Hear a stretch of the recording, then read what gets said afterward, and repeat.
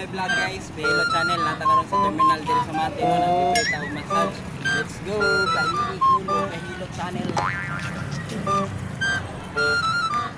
Yan na sa YouTube. Pagkita na mo after 3 years, nakita ni palit na pud usab. Kay naglisten sila og kanang pangita sa mga sa una kay wala pa ni YouTube ato. Dito ako kapag tara sir, sabi ko sa iyo, mantay ka? Hindi ka po. Huwag ka sir, ayaw lang panggahi, abali, magandun. Bale. Bale lagi. Bale lagi. Wow! Sir, mantay ka?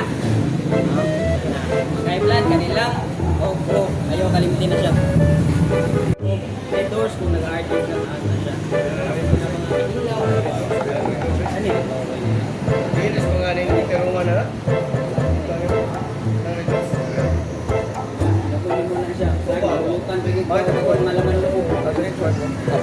Dili pasagdan.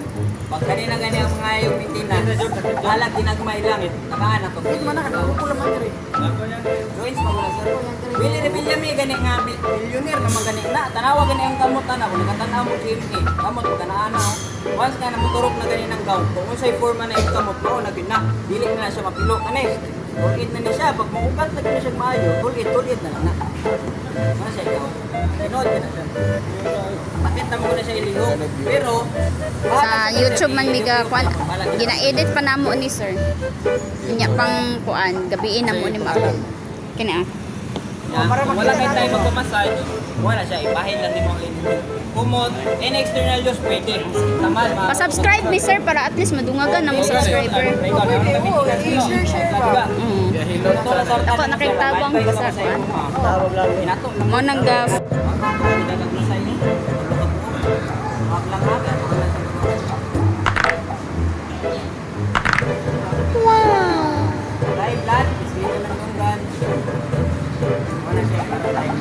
Dili na doon ka magbawas.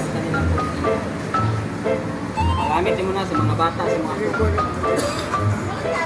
Anong duha ka boxer, pwede na mo na inumon. Pero kung gusto tagdanan natin ma-observe, bottom namin proper procedure pagkadlaw.